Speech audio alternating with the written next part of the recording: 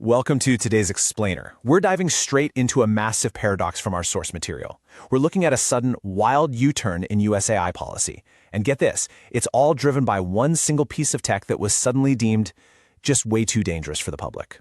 We're going to unpack how this one specific breakthrough is literally rewriting the rules of national security and tech regulation overnight, and exactly what that means for the digital infrastructure we all rely on every day.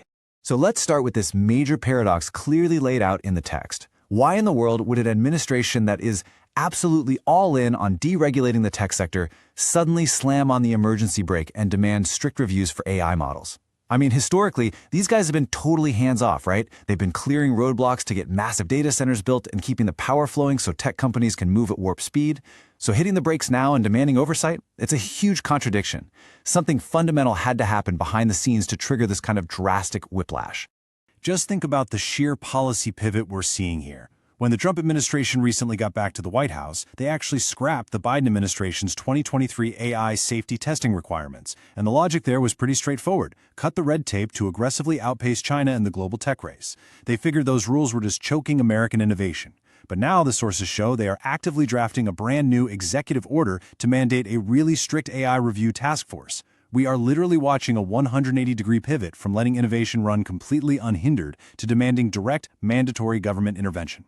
So what actually caused this deregulatory mindset to crack? Well, the source material points to a steady, undeniable buildup of societal pressure across four key areas. First up, jobs. We're seeing real disruption and job displacement as AI gets heavily baked into the workforce. Second, the energy demands are just completely off the charts.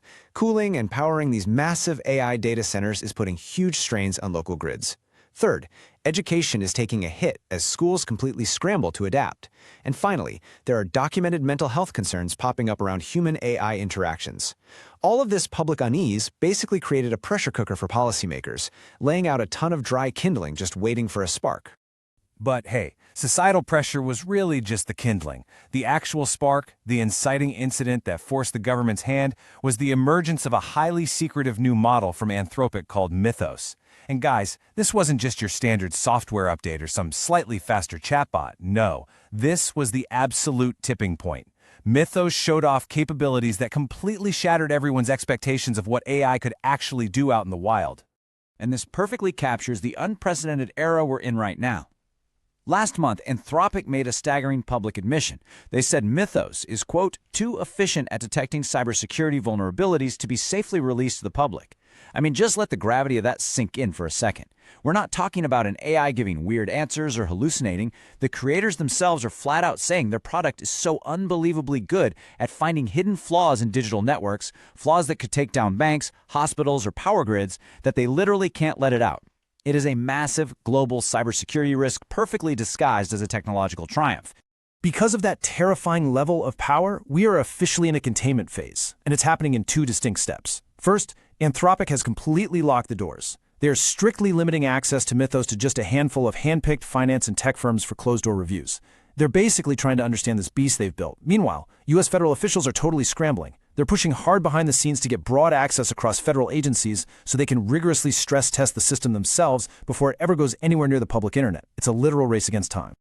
The sheer capability of Mythos triggered immediate, high-level panic in Washington. Last week, this all culminated in emergency, closed-door meetings at the White House. Officials rushed to pull in top executives, not just from Anthropic, but from massive competitors like Google and OpenAI, too. They had to brief them on a completely new, heavy-handed regulatory plan. The realization in that room was pretty stark. The old rules, or rather, the total lack of rules, just weren't going to cut it anymore against tech this incredibly potent. They had to throw out the entire playbook. So the direct result of those emergency meetings is a newly proposed AI task force. And what's really fascinating here is the mandated makeup of this group. We aren't just talking about government bureaucrats working in a bubble disconnected from the tech. It's a forced collaboration blending top-tier tech executives right alongside federal officials. Their one singular objective: figure out exactly how we can build a framework to safely review and evaluate these insanely powerful new AI models before public release is even considered. It's an absolutely unprecedented level of hands-on government oversight for an industry that's basically been operating with near impunity. To really wrap our heads around the magnitude of this shift, we have to look at how things were just a few weeks ago. Up until now, the Federal AI Standards and Innovation Center was the main body guiding these cutting-edge models, but the key word there was always voluntary. Select AI labs would just voluntarily hand over their models for a friendly review before launching them. Well, the Mythos revelation totally shattered that trust system. This new policy we're discussing rips up that voluntary handshake and swaps it out for a formalized, mandatory federal lock and key. Self-regulation? Yeah, that is officially off the table. Let's move on to our final section, the Pentagon's tech clash. Now, we are seeing a rapidly fracturing relationship between national defense interests and Silicon Valley's tech giants. You see, the whole situation with Anthropic and its Mythos model has gone way beyond consumer safety or basic civilian cybersecurity. It has triggered a massive, direct reaction from the Pentagon. Defense officials are suddenly demanding extraordinary restrictions on if and how this tech can even be used or integrated into military infrastructure. Because, think about it, when a private company builds something that can instantly map out the vulnerabilities of any network on Earth, the military doesn't just see a product, they see a weapon of mass disruption. And the speed at which this relationship fell apart is just staggering. Just following the timeline here.